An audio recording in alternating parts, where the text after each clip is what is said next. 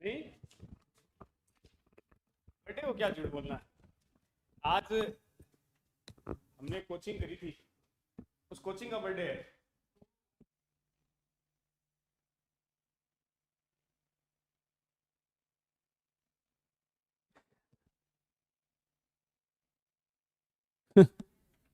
गांधी जी कब हुए थे? उनसे 2 दिन छोटा हूं, 4। आज तो क्या कि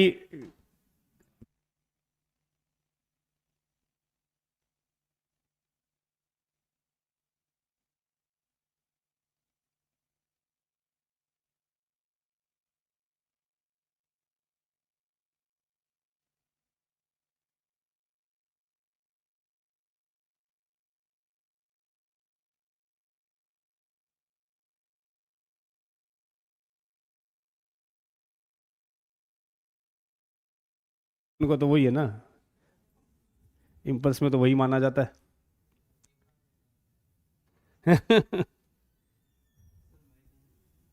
हो नहीं है माइक तो,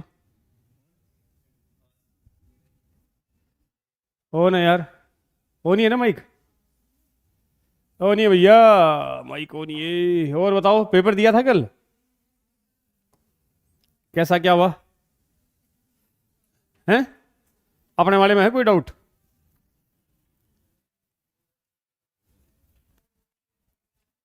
नहीं है, कोई डाउट नहीं।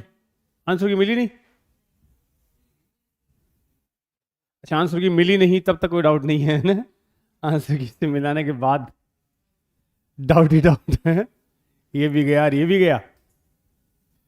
चलो, तो रिप्रोडक्टिव हेल्थ तो हो गया था। उसमें एक बच्चों मैंने ट्विंस वाला क्वेश्चन डाला था, वो एनसीईआरटी के पीछे का क्वेश्चन है।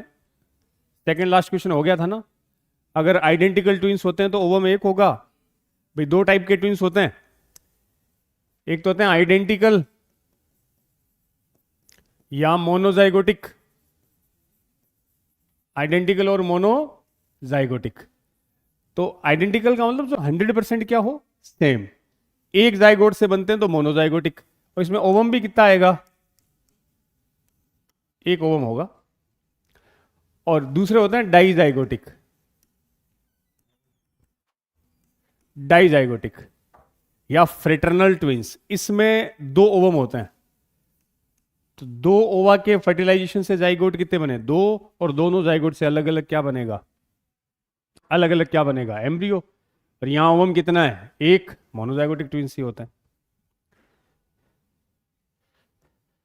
चलो, एक नया चैप्टर है बेटा जी जो इस, हाँ बता। ह्यूमन हेल्थ एंड डिजीज, जो ह्यूमन हेल्थ एंड डिजीज।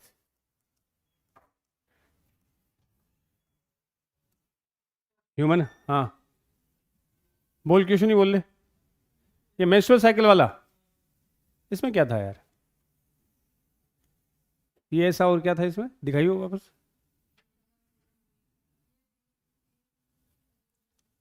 ये ये ए था, ये थी मेंस्ट्रुअल फेज। तो अगर 28 दिन का मेंस्ट्रुअल साइकिल मान लेते हो तो मेंस्ट्रुअल फेज थी 3 से 5 दिन की। मेंस्ट्रुअल फेज के बाद क्या आता है? प्री ओवुलेटरी फेज ही था ना। तो प्री ओवुलेटरी फेज होता है 6 से लेकर 13 दिन तक का। ये मान लो ओवुलेटरी फेज है 14 दिन, तो ये पोस्ट ओवुलेटरी हो गया। और पोस्ट ओवुलेटरी कब से कब होगा? 15 से लेकर 28 दिन। तो ए और बी तो बताना था आपको। तो 6 से 13 का मतलब कितने दिन हो गए? 7 8, और ये 14 से 15 दिन हो गए। इसमें कहां दिक्कत आई? तो और कोई है क्या ऑप्शन? हाँ सही है। तो A 8 और B 14, और कोई बैठ रहा है क्या? एक आध दिन तो ऊपर नीचे हो सकता ना।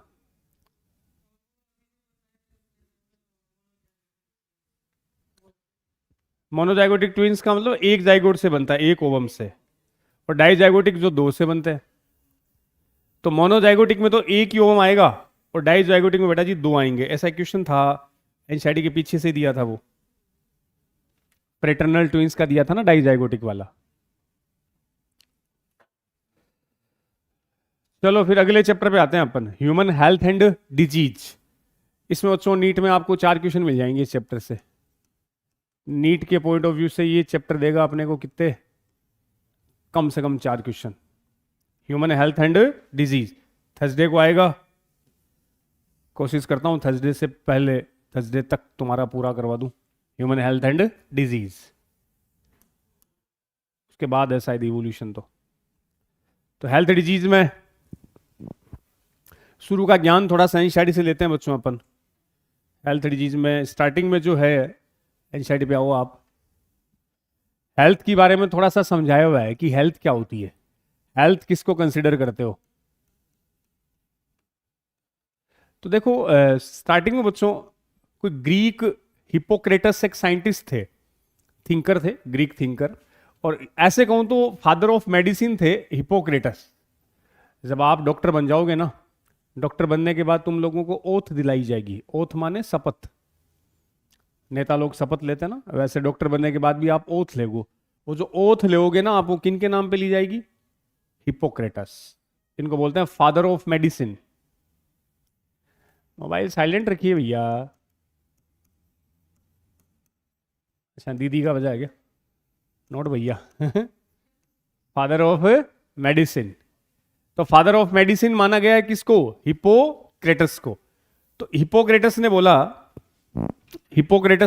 कि भैया जो अपनी हेल्थ है वो डिपेंड करती है बॉडी के ह्यूमर पे। एक वर्ड है एनसीईआरटी में ह्यूमर बच्चों, इस ह्यूमर का मतलब बताएगा कोई, फ्लूइड, बॉडी के फ्लूइड। अगर अपनी बॉडी के फ्लूइड बैलेंस है, जैसा कि हिपोक्रेटस ने बोला, तो हम हेल्दी हैं। बॉडी फ्लूइड में जैसे ब्लड 4 अलग अलग फ्लूइड की बात करता है, ब्लैक बाइल, ये फ्लूइड होते हैं। तो बोला गया कि अगर फ्लूइड या ह्यूमर बैलेंस हो, उनमें सब कुछ पीएच वगैरह सब सही हो, तो हम क्या रहेंगे, हेल्दी रहेंगे। हमारा आयुर्वेदिक सिस्टम भी तो ये कहता है। आयुर्वेदिक सिस्टम बोलता ना, वात पित्त कफ, 3 नाम सुने, वात पित्त कफ। तो अगर ये सब सही है तो अपन क्या है, हेल्दी है। तो पहले जो हेल्थ की डेफिनेशन थी वो ह्यूमर से कनेक्ट होकर आती थी कि अगर बॉडी के लिक्विड फ्लूइड बैलेंस है तो वो बंदा कैसा होगा, हेल्दी होगा। और इसे सपोर्ट करने वाला साइंटिस्ट कौन था, हिपोक्रेटस, और भारत का आयुर्वेदिक सिस्टम। ये ऐसे मानते थे बेटा जी कि अगर किसी बंदे में ब्लैक बाइल हो, ये बॉडी का कोई फ्लूइड होता है, अगर वो कैसा हो, काला, रिफ्लेक्टिव थॉट थे इनका, कोई एक्सपेरिमेंटल एविडेंस नहीं था, ऐसी बातें बताई गई। अगर किसी का बाइल ब्लैक हो तो उसकी पर्सनैलिटी कैसी होती है, हॉट पर्सनैलिटी। यहां हॉट का मतलब था एग्रेसिव नेचर, एग्रेसिव नेचर का होगा, झाड़ ज्यादा होगी, और उस बंदे को क्या रह सकता है, फीवर। तो पहले ऐसे मानते थे कि जिन बंदों का ब्लैक बाइल है उनकी पर्सनैलिटी हॉट होगी और वो फीवर होता रहेगा उनके, ऐसा मानते थे, रिफ्लेक्टिव थॉट्स थे। अब है इंपॉर्टेंट साइंटिस्ट का नाम, विलियम हार्वे। ये भाई साहब आए और उन्होंने कहा कि यार ऐसा कुछ नहीं है, जिन बंदों का ब्लैक बाइल है उनमें भी थर्मामीटर डाल के चेक किया, और जब थर्मामीटर डाल के चेक किया तो उनका टेम्परेचर क्या आया, नॉर्मल। मतलब ब्लैक बाइल का फीवर से कोई कनेक्शन नहीं है। तो इस गुड ह्यूमर वाली हाइपोथेसिस को डिस्प्रूव करने वाला साइंटिस्ट था विलियम हार्वे। क्या यूज किया, थर्मोमीटर, एक्सपेरिमेंटली प्रूव किया कि ब्लैक बाइल फीवर्स का कोई कनेक्शन नहीं है। तो बातें कुछ जो ध्यान रखनी इस पैराग्राफ में, एक तो ये हिपोक्रेटस के पास लिख लेना फादर ऑफ मेडिसिन, ये फादर ऑफ मेडिसिन है। इन्होंने कहा कि जिन बंदों का ब्लैक बाइल होता है वो belong to hot personality and would have fever, उनके क्या रहेगी, बुखार रहेगी, ऐसे मानते थे। प्योर रिफ्लेक्टिव थॉट का मतलब बेटा जी केवल विचार विमर्श थे, कोई एक्सपेरिमेंट नहीं था इस बात का, प्रूव नहीं था। फिर discovery of blood circulation by William Harvey, underline करियो, इन्होंने यूज किया एक्सपेरिमेंटल मेथड और डेमोस्ट्रेट किया कि ब्लैक बाइल बंदों का भी टेम्परेचर क्या आएगा, नॉर्मल। क्या यूज करके इन्होंने प्रूव किया, थर्मामीटर, और डिस्प्रूव कर दी गुड ह्यूमर हाइपोथेसिस। इस पैराग्राफ में 3 लाइन इंपॉर्टेंट है कि हिपोक्रेटस तो क्या कहता था, बॉडी का जो ह्यूमर है वो ह्यूमर बॉडी फ्लूइड को, अगर आपका ह्यूमर बैलेंस है तो हम हेल्दी हैं। लेकिन बाद में कौन आया, विलियम हार्वे, इन्होंने थर्मामीटर डाल के चेक किया कि जिनका ब्लैक बाइल भी है उनका भी टेम्परेचर क्या निकल कर आया, नॉर्मल। ठीक है, ये सारी बातें फिर हम इस चैप्टर में बच्चों डिस्कस करेंगे। बॉडी में अलग अलग टाइप के सिस्टम होते हैं, सबके अलग अलग फंक्शन है। जैसे डाइजेस्टिव सिस्टम का फंक्शन क्या है, फूड को डाइजेशन करना। रेस्पिरेटरी का अलग फंक्शन है, बॉडी फ्लूइड का अलग है। वैसे ही इस चैप्टर में हम बात करेंगे किसकी, इम्यून सिस्टम की। इम्यून सिस्टम जो अपन को डिजीज से बचाएगा, जो डिजीज कॉजिंग एजेंट होते हैं उनसे आपको प्रोटेक्ट करेगा, वो अपना कौन है, इम्यून सिस्टम। तो ये कह रहा है कि जो आपका न्यूरल और एंडोक्राइन सिस्टम है वो इम्यून सिस्टम पर इफेक्ट डालता है, और इम्यून सिस्टम हमारी हेल्थ को मेंटेन रखता है। हमारी हेल्थ पे कई चीजों से इफेक्ट पड़ सकता है। जेनेटिक डिसऑर्डर का मतलब ऐसे डिजीज जो क्या होते हैं, बाय बर्थ, जेनेटिक डिसऑर्डर वो हो गए। दूसरा इन्फेक्शंस, बॉडी में कोई भी इन्फेक्शन हो गया, कॉमन कोल्ड, कोरोना, कोई भी। या हमारी लाइफ स्टाइल, जो खाना हम खा रहे हैं, जो पानी आप पी रहे हो, अगर वो कॉन्टामिनेटेड है तब भी क्या हो सकते हैं, डिजीज। डिजीज किसी भी रीजन से हो सकते हैं। इस चैप्टर में हमें डिजीज के बारे में भी पढ़ना है। अगला पैराग्राफ है अगले पेज पर, हेल्थ की डेफिनेशन बता रखी है बेटा जी कि नॉर्मली आपसे पूछे हेल्थ का मतलब, तो अपन कह देते हैं फिजिकल फिटनेस। जो फिजिकली फिट है वो हेल्दी है। नहीं, केवल फिजिकल फिटनेस से नहीं होगा, मेंटली भी क्या होना चाहिए, फिट होना चाहिए। सोशियली भी, जो रिप्रोडक्टिव हेल्थ की डेफिनेशन थी ना वही है, physical, mental and social well being, वही क्या कहलाएगा, प्रॉपर हेल्दी। तो ये कहना कि health is does not simply mean absence of disease, disease का ना होना या physical fitness. It could be defined as a state of body underline complete physical, mental and social wellbeing. ये डेफिनेशन है हेल्थ की बेटा जी। और जब पीपल हेल्दी होते हैं तो मोर एफिशिएंट होते हैं वर्क में, bring economic prosperity, productivity, longevity, life span healthy बंदे का बढ़ेगा। ठीक है, ऐसी ज्ञान की बातें। अब यहां अंडरलाइन करियो आप, गुड हेल्थ के लिए 3 पॉइंट बता रखे हैं। अच्छी हेल्थ को गेन करने में पहला रोल है अच्छा खाना, बैलेंस डाइट। दूसरा पर्सनल हाइजीन, साफ सफाई, नहाना धोना। बातें अजीब सी लगेगी आपको, फिर भी है ना, नहाने धोने की बातें। पर्सनल हाइजीन, अच्छी चीजें मतलब साफ सुथरी चीजें, साफ पानी पीना, साफ खाना। And regular exercise are very important to maintain good health. तो बैलेंस डाइट, पर्सनल हाइजीन और रेगुलर एक्सरसाइज, ये अच्छी हेल्थ के लिए 3 पॉइंट बताएं, इनको अंडरलाइन कर लियो। और एक्सरसाइज में योगा नाम दे रखा है कि yoga has been practice since time immemorial to achieve physical and mental health. और उसके अलावा वैक्सीनेशन भी पढ़ेंगे अपन। वैक्सीन लगाने से भी अपन बहुत से डिजीज से प्रिकॉशंस ले सकते हैं, बच सकते हैं। ठीक है, ये सारा पैराग्राफ ही है। अब 1-2 बातें यहां ऐड कर लो, फिर थोड़े लिखने वाले कंसेप्ट पे आता हूं। एक तो बड़ा जी ये ध्यान रख लेना कि वर्ल्ड हेल्थ डे,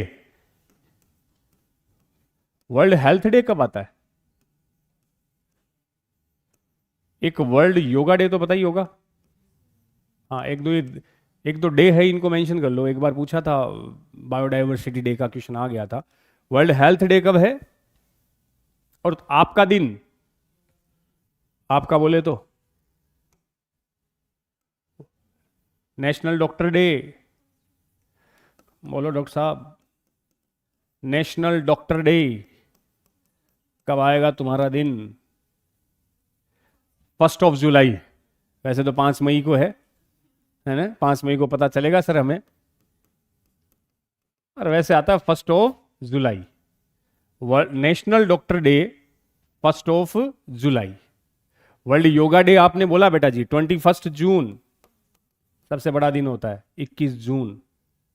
और वर्ल्ड हेल्थ डे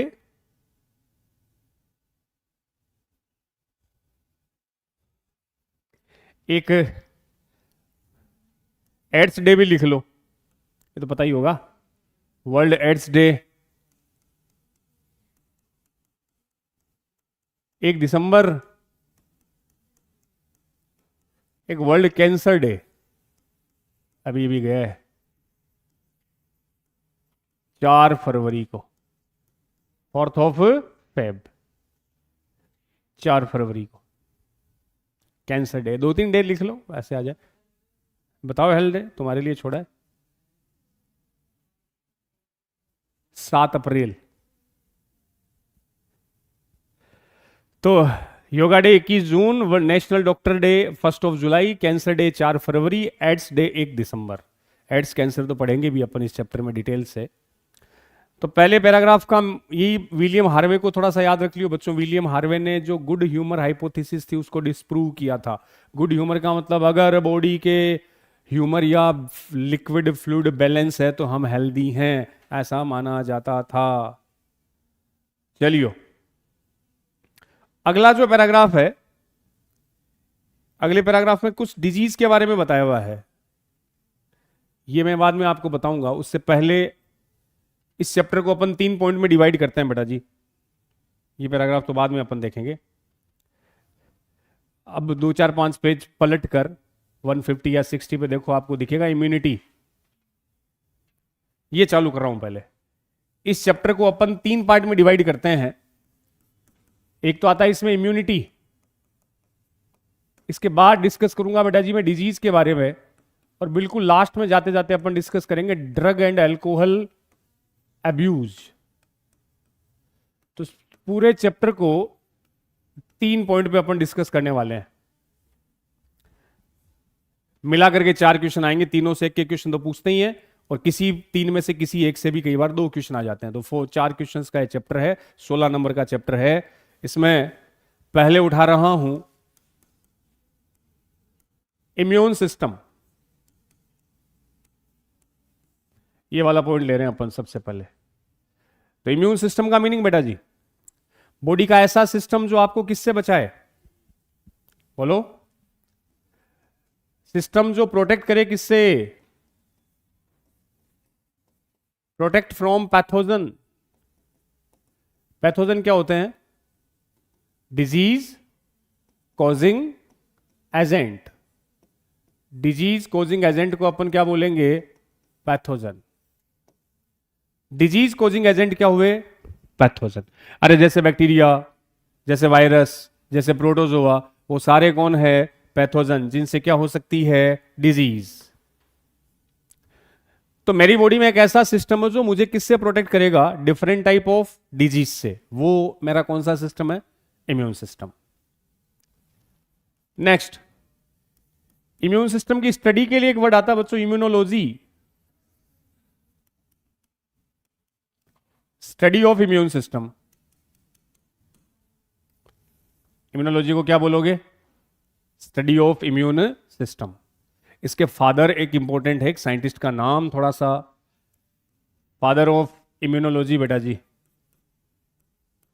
एक साइंटिस्ट है एडवर्ड जेनर। Edward Jenner. और ये इसलिए इंपॉर्टेंट बन जाते हैं क्योंकि इन भाई साहब ने फादर ऑफ इम्यूनोलॉजी में कौन आ गए? Edward Jenner.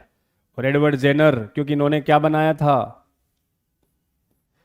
फर्स्ट वैक्सीन बनाया था।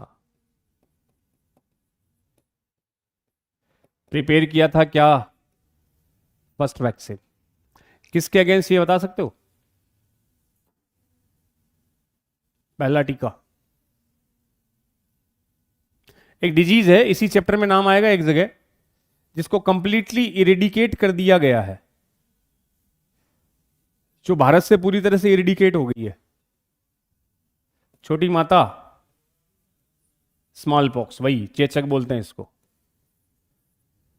तो पहला जो वैक्सीन बनाया था वो किसने बनाया था? एडवर्ड जेनर ने। कौन सी डिजीज के against? Small pox. Small pox को वैसे बोलते हैं चेचक। अब ये कंप्लीटली क्या हो चुका है? इरेडिकेट। ठीक है, तो एडवर्ड जेनर थोड़ा सा ध्यान रख सको बेटा जी, एंशाइटिम तो कोनी, बट इन्होंने पहला वैक्सीन बनाया था, इसलिए नाम आ सकता है। फर्स्ट वैक्सीन इन्होंने बनाया था, एडवर्ड जेनर। अब अपन वर्ड स्टार्ट कर रहे हैं इम्यूनिटी। और इम्यूनिटी से पहले मैं तुम्हें बेटा जी 3 डिफेंस लाइन के बारे में बताता हूं। First line of defence, body की सेकेंड लाइन ऑफ डिफेंस, और थर्ड लाइन ऑफ डिफेंस। देखो ये डिफेंस लाइन क्या है? मान लो अपनी बॉडी में कोई भी पैथोजन घुस रहा है, कोई बैक्टीरिया घुस रहा है, कोई वायरस घुसने वाला है, तो सबसे पहले उसकी एंट्री को कौन रोकता है? अरे स्किन। कोई भी बैक्टीरिया है तो सबसे आगे उसको कौन मिलेगी? स्किन। तो स्किन आपकी बॉडी का क्या है? First defence line, first body defence line, जो उस पैथोजन की एंट्री को ब्लॉक मारेगी। तो पहला डिफेंस लाइन में नाम आएगा आपकी स्किन। तो पूछे बेटा जी, फर्स्ट लाइन ऑफ डिफेंस किसको कंसिडर करेंगे? स्किन को। अब हर जगह स्किन नहीं होती।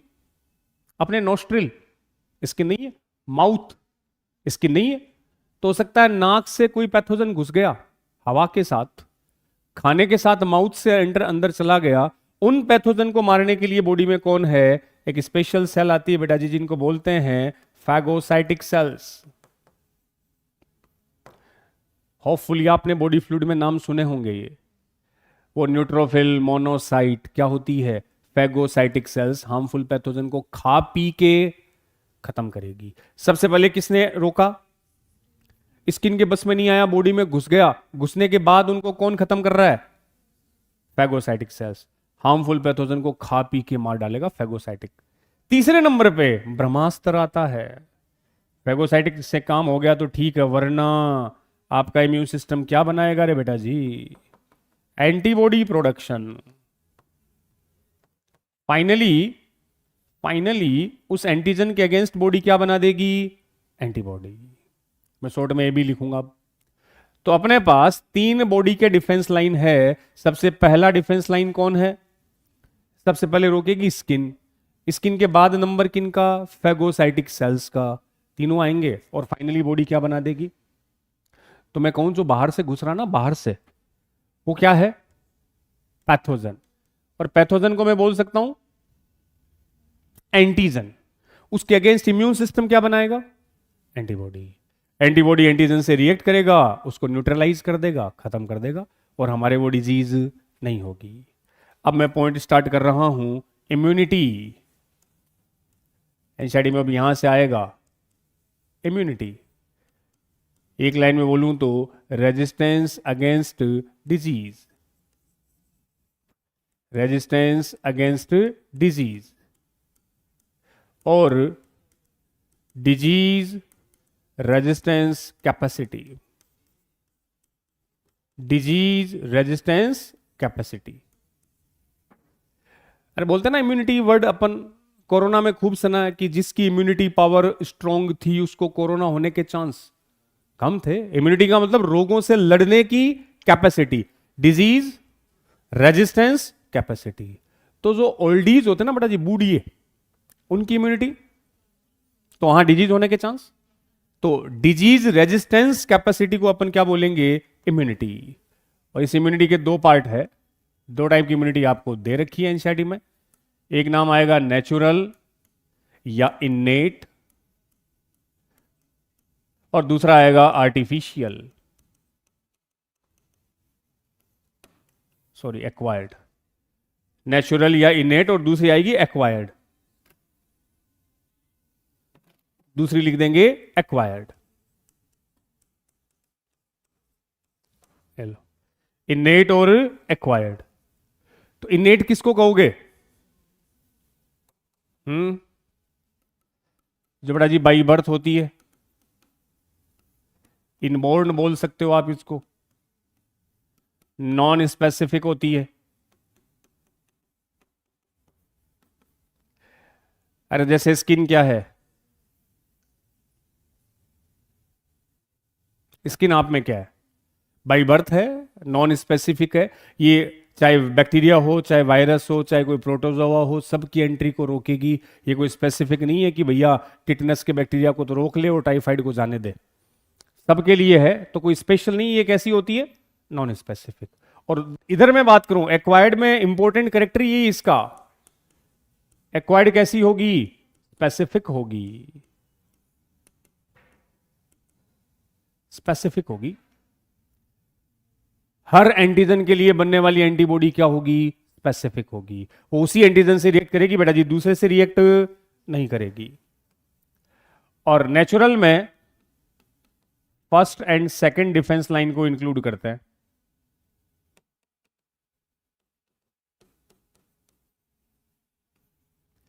इसमें अब आप सोच के बताओ, नेचुरल में एंटीबॉडी प्रोडक्शन होगा कि नहीं? एंटीबॉडी प्रोडक्शन कौन सी डिफेंस में आता है?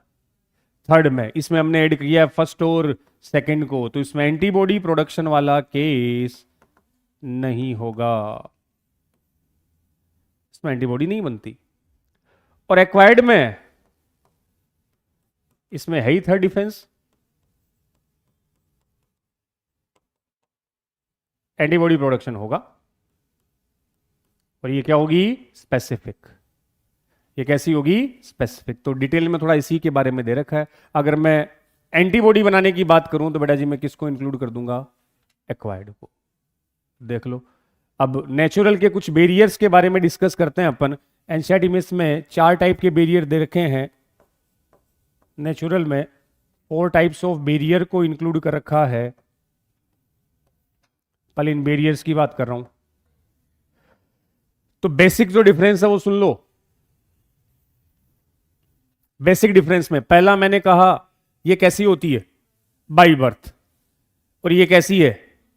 मतलब इसमें एंटीबॉडी प्रोडक्शन, ये सब में है, इसमें कोई अलग से बात नहीं है। कोई भी बैक्टीरिया उसको एंट्री रोक देगी। ये स्पेशल है। और ये कैसी होती है? स्पेसिफिक। और एनसीईआरटी ने एक और इंपॉर्टेंट बात दी है बच्चों, ये मेमोरी बेस्ड होती है। इसका एक और कैरेक्टर होता है, मेमोरी समझते हो गया? एक्वायर्ड के पास मेमोरी होती है। मेमोरी का मतलब, मान लो कोई एंटीजन पहली बार बॉडी में घुस गया अपनी बॉडी में, उसके अगेंस्ट इम्यून सिस्टम क्या बनाएगा? एंटीबॉडी। बन गई एंटीबॉडी, और उस एंटीबॉडी ने उस एंटीजन को, पैथोजन को मार डाला, खत्म कर दिया। वैसा ही एंटीजन पैथोजन फिर कभी वापस घुसे तो आपके इम्यून सिस्टम को याद रहता है कि ऐसा एंटीजन पहले भी आया था। तो वो जो याद रहना है वो उसका कौन सा कैरेक्टर है? और वो फटाफट एक्ट होके उसको मार डालेगा, क्योंकि उसको याद है कि ऐसा एंटीजन ने पहले भी एंट्री मारी थी। कुछ शर्मिंदगी हो रही है। इम्यून सिस्टम के पास भी क्या है? मेमोरी है। और एक तुम हो, अपने इम्यून सिस्टम के पास भी क्या है? मेमोरी है। उसे भी याद रहता है कि ऐसा एंटीजन पहले भी आया था। तो ये मेमोरी बेस्ड होता। उधर कोई मेमोरी का कैरेक्टर नहीं है बेटा जी। तो मैं नेचुरल की बात करता हूं, और नेचुरल में 4 अलग अलग टाइप के बैरियर आपकी एनसीईआरटी ने लिखे हैं। पहले बैरियर पे मैं बात कर रहा हूं, फिजिकल बैरियर, स्ट्रक्चरल बैरियर, जिसमें तुम्हारी स्किन आती है। पिंक टोपी, फास्ट लिख, जल्दी लिख, तेरे चक्कर में रुका हुआ हूं मैं। लिख तो, लिख लिया गया? 4 टाइप्स ऑफ बैरियर में फर्स्ट फिजिकल बैरियर, इसी को बोला जाता है बेटा जी स्ट्रक्चरल बैरियर। ऐसे सब लिखा हुआ है एनसीईआरटी में, वो रख लो खोल के, उसी में सब बातें हैं। कुछ छोटी मोटी एक्स्ट्रा लिखा रहा हूं, बाकी सब वही चलता है। फिजिकल और कैसा बैरियर? स्ट्रक्चरल। इसमें बेटा जी 2 पॉइंट आएंगे। फिजिकल बैरियर में 2 नाम आएंगे, एक तो आपकी प्यारी प्यारी स्किन, और दूसरा नाम आएगा म्यूकोसल लाइनिंग। स्किन और म्यूकोसल लाइनिंग। तो हम नेचुरल में बात कर रहे हैं, इन्नेट में बात कर रहे हैं कुछ बैरियर्स की, ऐसे बैरियर जो पैथोजन की एंट्री को ब्लॉक करते हैं। पहला स्किन, AIPMT 2014 का question, skin is main physical barrier. आपकी बॉडी का सबसे मेन फिजिकल बैरियर कौन होता है बच्चों? स्किन होती है। स्किन ही अलग अलग पैथोजन की एंट्री को रोकेगा। अब आप देखो स्किन के पास ऐसा क्या है, कैसे वो माइक्रोब्स की ग्रोथ को रोकती है, बताओ। एक तो स्किन के पास ग्लैंड है, ऑयल ग्लैंड। ऑयल ग्लैंड से क्या रिलीज होता है? ऑयल या सीबम। अरे स्किन में 2 ही ग्लैंड होती है, या तो पसीने वाली स्वेट होती है, या तो तेल वाली ऑयल होती है। ऑयल क्या करता है? तो कई बार सुबह उठते हो तो अपनी ऑयली स्किन होती है ना, चिपचिपा सा तेल। ये तेल कहां से आया? पड़ोसी चौपड़ गया। अपने तेल कहां से आया भाई? तुम्हारी स्किन में कौन सी ग्लैंड है? ऑयल ग्लैंड है, जहां से कौन निकल रहा है? ऑयल। और वो जो ऑयल है वो माइक्रोब्स को एंट्रेप करेगा और उनकी ग्रोथ को सप्रेस करेगा। तो ये माइक्रोबियल ग्रोथ रोकने वाला है, आपकी स्किन में होता है। इसके अलावा स्किन में प्रेजेंट होती है डेड सेल, और एक डेड प्रोटीन भी प्रेजेंट होती है जिसको आप कहते हो कैरेटीन।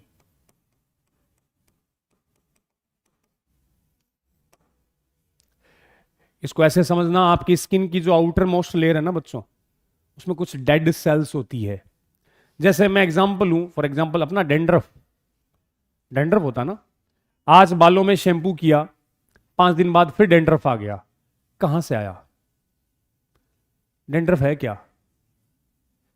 आपके स्किन की सेल है। अपने स्किन की जो मरी हुई सेल है वही कौन है? डेंड्रफ। हमेशा बहुत सारी सेल्स मरती रहती है, वो हटती रहेगी और नीचे से फिर नई सेल्स आती रहेगी। तो वो जो डेड सेल हट रही है एक्चुअल में वही कौन है? डेंड्रफ है। और एक मरी हुई प्रोटीन जो तुम्हारे नेल्स में, तुम्हारे हेयर्स में होती है, उसका नाम है कैरेटीन। तो अगर बच्चों कोई माइक्रोब्स आया, कोई पैथोजन आया, तो वो किसके कांटेक्ट में आया? डेड सेल्स के। डेड सेल्स का मतलब न तो खाना है खुद के पास है और न ही किसी को न्यूट्रिशन देगी, तो वहां पैथोजन को कोई न्यूट्रिशन नहीं मिला। तो स्किन दो तरह से माइक्रोब्स की ग्रोथ को रोकती है। एक तो स्किन में कौन है? ऑयल। एक स्किन की कौन सी सेल? Dead cells.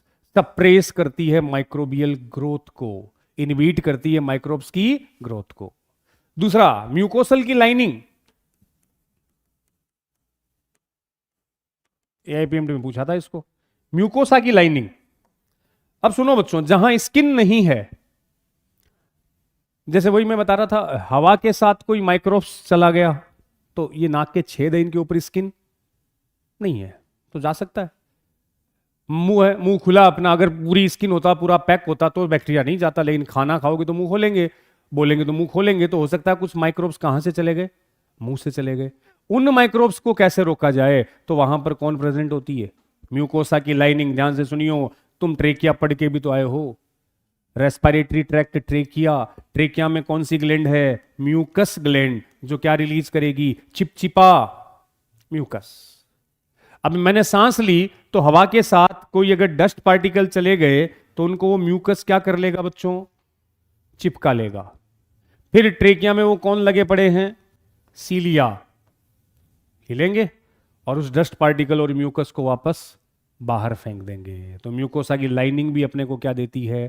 प्रोटेक्शन। ये वहां होती है जहां स्किन नहीं है। तो इसमें दो चीजें आएगी, एक तो चिपकाने वाला म्यूकस प्लस मूवमेंट करने वाले सीलिया, ये दोनों प्रेजेंट होते हैं।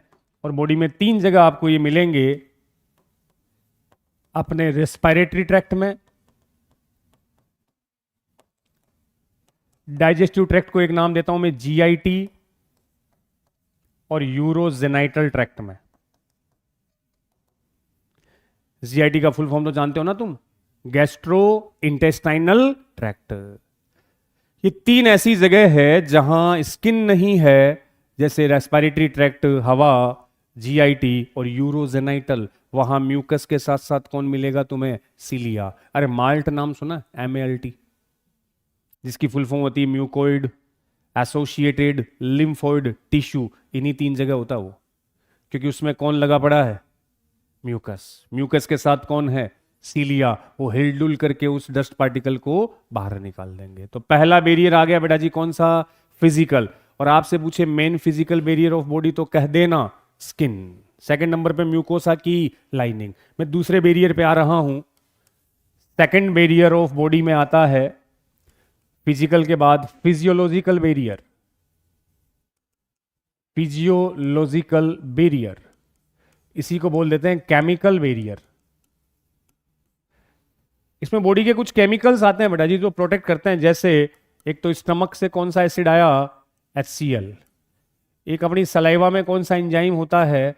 लाइसोजाइम। एक कान में आता है ईयरवैक्स। ये सब प्रोटेक्शन में हेल्प करते हैं। HCl, हाइड्रोक्लोरिक एसिड, कहां से? From cell of stomach. सुना ना? स्टमक हट गया सिलेबस में डाइजेशन, वरना ये सेल वेरी इंपॉर्टेंट होती थी कि स्टमक की कौन सी सेल से HCl आता है? सेल का एक नाम था ऑक्जेंटिक सेल।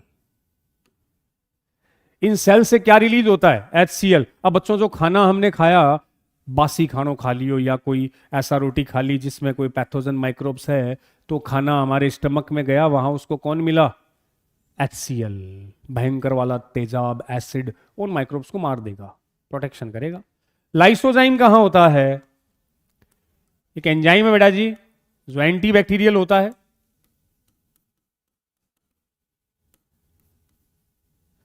एंटीबैक्टीरियल का मतलब किसकी ग्रोथ को रोकेगा? बैक्टीरिया की ग्रोथ को। और कहां होता है? फाउंड इन दो जगह, सलाइवा एंड टीयर्स। एनसीईआरटी में लाइसोजाइम का नाम नहीं लिखा, एनसीईआरटी ने ये लिखा है एंजाइम इन सलाइवा और एंजाइम इन टीयर्स। वो कौन सा एंजाइम है? लाइसोजाइम। तो अगर हमारे कहीं पर लग जाए बच्चों, और लगी हुई पर अगर अपने पास डेटोल वेटोल की व्यवस्था ना हो, तो हम अपनी सलाइवा लगा सकते हैं, क्योंकि सलाइवा में कौन है? लाइसोजाइम। और वो किसकी ग्रोथ को मारेगा? बैक्टीरिया की, एंटी बैक्टीरियल। ईयरवैक्स कहां से आता है? कान से। कान में ग्लैंड है, लिखा दूं नाम? From ceruminous gland of ear. तुम्हारे कान में ग्लैंड होती है सीरूमिनस। सीरूमिनस जैसे आंख में होती है टीयर ग्लैंड, वैसे कान में है सीरूमिनस, वहां से आता है ईयर वैक्स। कान की किटी नहीं बोलते क्या? कोई धूल मिट्टी का कण चला गया तो चिपचिपी जो कान की किट्टी होती है ना, वैक्स, वो उस डस्ट पार्टिकल को चिपका लेगी, गोचे वोचे डाल के अपन उसको बाहर निकाल लेते हैं। तो एक्चुअल में जो कान की कीटी है वही कौन है? ईयर वैक्स, जो ईयर को प्रोटेक्ट करती है। वो कहां से आ रहा है? सीरूमिनस ग्लैंड से। ये दूसरा बैरियर हो गया। बैरियर नंबर 3 लिख रहा हूं, साइटोकाइन बैरियर। इसमें इंपॉर्टेंट वर्ड आता है साइटोकाइनिन बैरियर में कौन? इंटरफेरोन।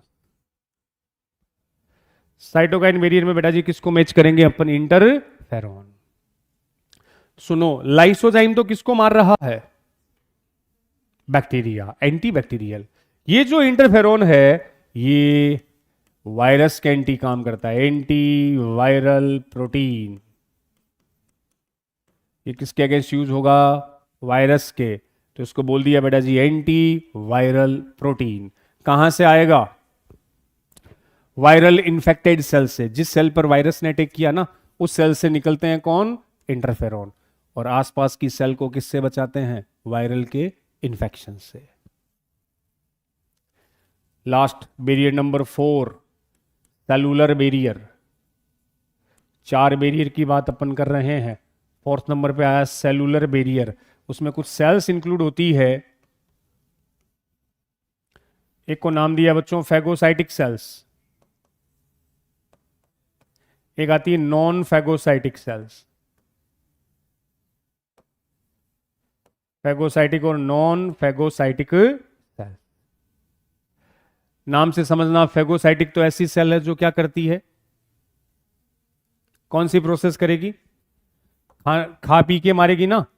खा पी के मारने वाली प्रोसेस को क्या कहते हैं? फैगोसाइटोसिस। ये समझते हो गया आप? जैसे कोई पैथोजन आया, कोई बैक्टीरिया आया, तो कौन सी सेल गई? फैगोसाइटिक सेल गई, उस पैथोजन को खा जाएगी। फैगोसाइटोसिस का मतलब खा गई। खाने के बाद उन सेल के अंदर जो एंजाइम होते हैं ना, वो उस पैथोजन को डाइजेस्ट कर देंगे, मार देंगे। वो प्रोसेस क्या है? फैगोसाइटोसिस। और फैगोसाइटोसिस में 2 टाइप की सेल है, दोनों ही WBC है। अगले पेज पे लिख रहा हूं। एक तो वही न्यूट्रोफिल और दूसरी मोनोसाइट। न्यूट्रोफिल और मोनोसाइट। जब मोनोसाइट बड़ी हो जाती है टिश्यू के अंदर, इसको बोल देते हैं मैक्रोफेज। न्यूट्रोफिल एंड मोनोसाइट, ये दोनों ही बच्चों कैसी है? Phagocytic cell. एक न्यूट्रोफिल और दूसरी monocyte. Both are WBC। Neutrophil कैसी WBC है? ग्रेनुलोसाइट की, एक ग्रेनुलोसाइट। ग्रेन्युलोसाइट में 3 नाम आते हैं, एसिडोफिल, बेसोफिल, न्यूट्रोफिल, जिसके साइटोप्लाज्म में ग्रेन्यूल्स मिलते हैं। तो ये डब्ल्यूबीसी कैसी हुई? Granulocyte WBC. ए ग्रेन्युलोसाइट 2 होती है, मोनोसाइट एंड लिम्फोसाइट। ये है ए ग्रेन्युलोसाइट टाइप ऑफ डब्ल्यूबीसी। अरे जिस डब्ल्यूबीसी के साइटोप्लाज्म में ऐसे ग्रेन्यूल्स दिखाई दे, दाने दाने दिखाई दे, तब तो है ग्रेन्युलोसाइट, और ऐसा ना हो तो ए ग्रेन्युलोसाइट। और एनसीईआरटी ने बच्चों इस न्यूट्रोफिल को एक और वर्ड दिया, पीएमएनएल भी लिखा है, पोली मोर्फो न्यूक्लियर।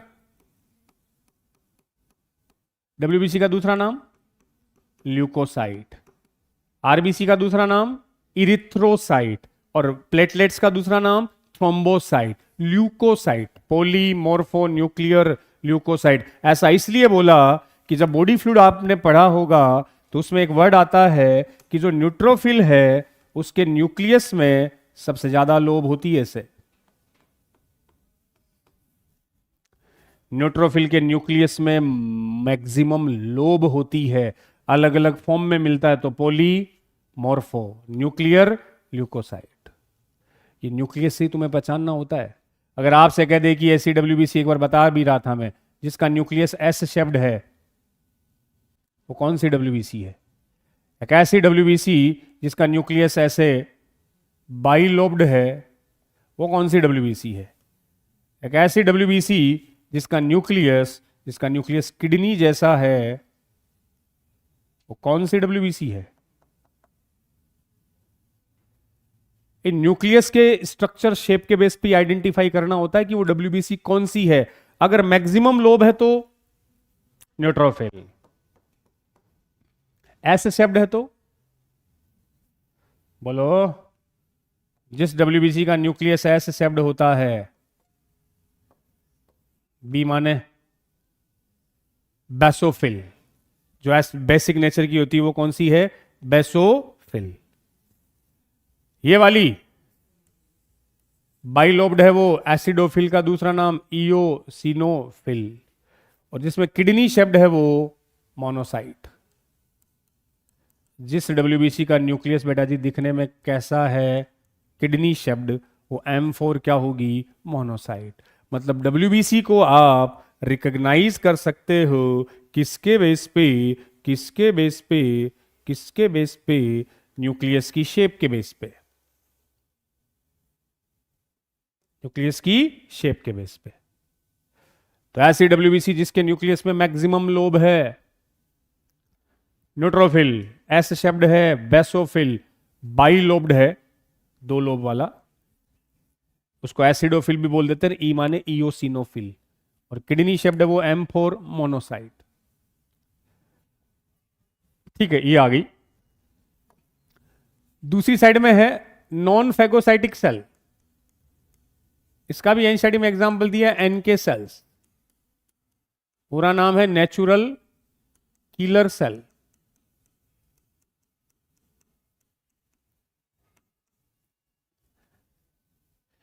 वो भी डब्ल्यूबीसी का टाइप होता है, लेकिन वो फैगोसाइटोसिस नहीं करती, क्योंकि फैगोसाइटिक सेल का काम होता है फैगोसाइटोसिस करना, खा पी के मारना, वो तो फैगोसाइटोसिस है।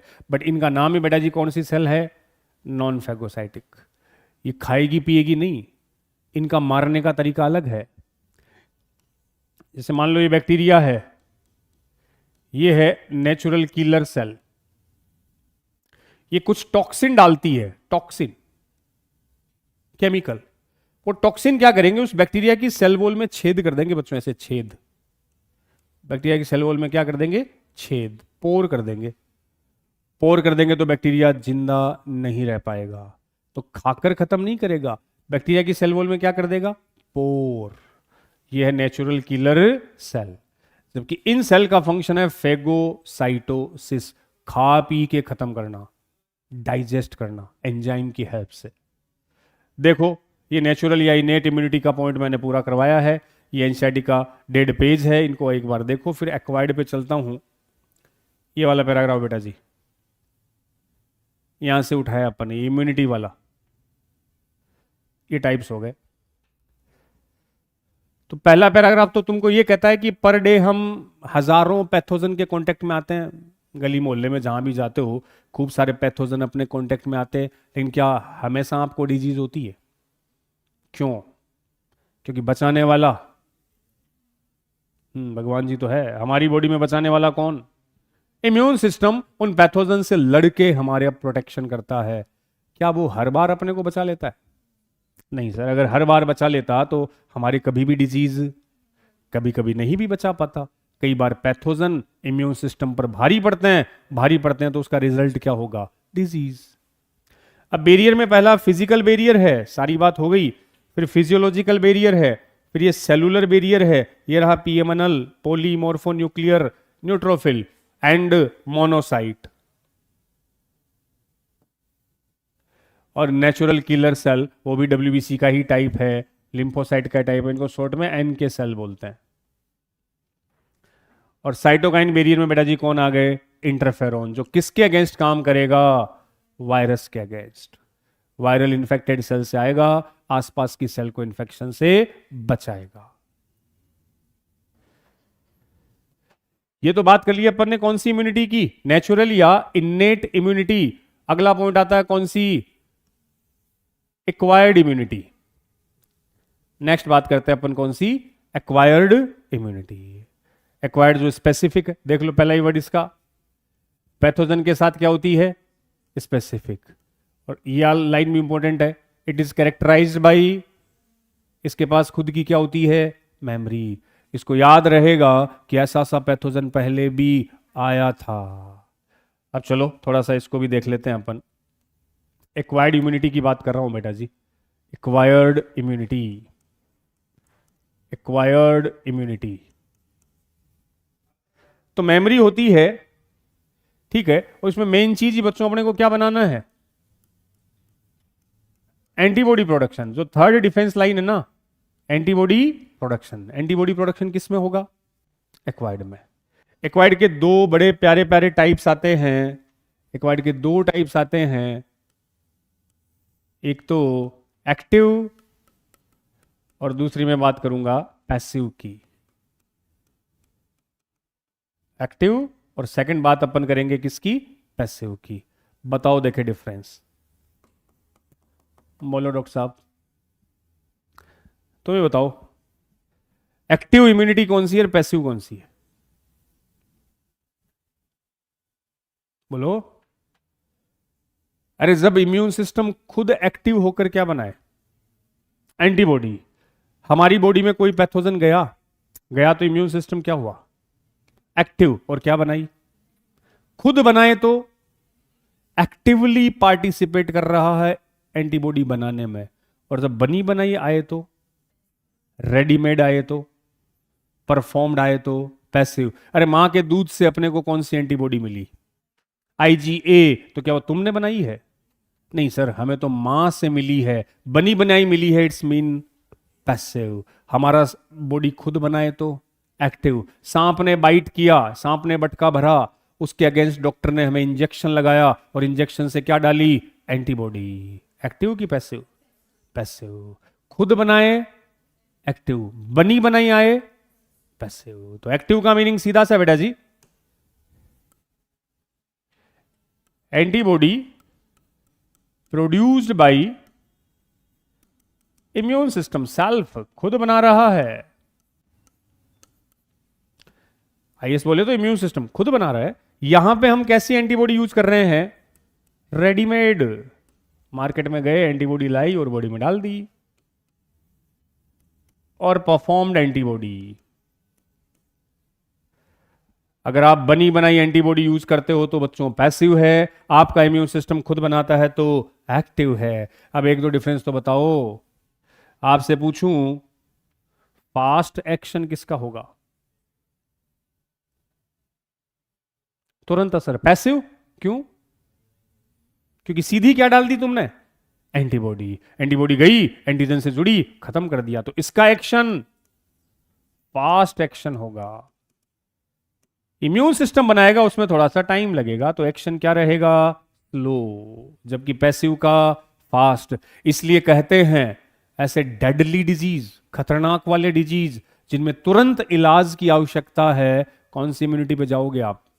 पैसिव, क्योंकि उसका इंपैक्ट फास्ट होता है, बट लंबे टाइम तक इफेक्ट एक्टिव का, लॉन्ग लास्टिंग इफेक्ट बॉडी खुद बना रही है इसका फॉर शॉर्ट ड्यूरेशन, थोड़ी देर के लिए इफेक्ट रहता है। किसी को कुत्ता खा गया, कुत्ते के खाने से क्या होता है? रेबीज। डॉक्टर के पास गया, डॉक्टर साहब ने कुत्ते वाला इंजेक्शन लगाया, खुश होके घर आ रहा था, फिर रास्ते में फिर कुत्ता खा गया, वापस क्या लेना पड़ेगा? इंजेक्शन। इफेक्ट कैसा है? Short duration. ये इम्यून सिस्टम खुद बना रहा है तो इफेक्ट क्या चलेगा? Long lasting. इसके पास मेमोरी होती है, उधर नहीं होती, इसके पास मेमोरी होगी, उधर नहीं होगी। अब इन दोनों के आपको डिफरेंस क्या, इसके टाइप्स बता रहा हूं। मेन जो बेसिक कंसेप्ट है वो देख लेना। अगर आपका इम्यून सिस्टम खुद बनाए तो एक्टिव, बनी बनाई यूज करो तो पैसिव, खुद बनाए तो एक्टिव, बनी बनाई डाल दूं तो पैसिव। अब इन दोनों के दो दो एग्जांपल उठा के दे रहा हूं, एक्टिव और पैसिव के फिर दो सब टाइप्स है।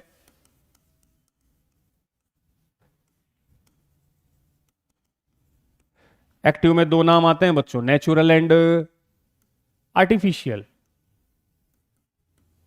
नेचुरल एंड आर्टिफिशियल, इसमें भी दो नाम आते हैं, नेचुरल एंड आर्टिफिशियल। फर्क समझना। पहले मैं दो टाइप डिस्कस कर रहा हूं, किसके? एक्टिव के। तो जब मैंने एक्टिव ही लिख दिया, जब हमने क्या लिख दिया?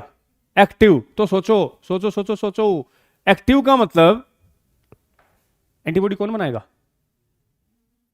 खुद, खुद बनाओगे। तो नेचुरल का मतलब तो यह है कि कोई इन्फेक्शन हुआ अपनी बॉडी में, कोई पैथोजन बॉडी में घुसा, बैक्टीरिया, वायरस, कोई भी, तो इम्यून सिस्टम एक्टिव होगा और क्या बनाएगा? ठीक है, इम्यून सिस्टम खुद बना रहा है तो एक्टिव। कोई इन्फेक्शन हुआ, नेचुरल इन्फेक्शन के अगेंस्ट बन गई, ठीक है, इसका कोई ज्यादा अपने को डिस्कस नहीं करना। आर्टिफिशियल देखना बच्चों, किसका आर्टिफिशियल है?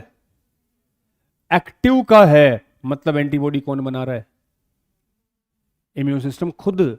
लेकिन आर्टिफिशियल का मतलब हमने घोचे किए, हमने इम्यून सिस्टम को बोला कि क्या बना?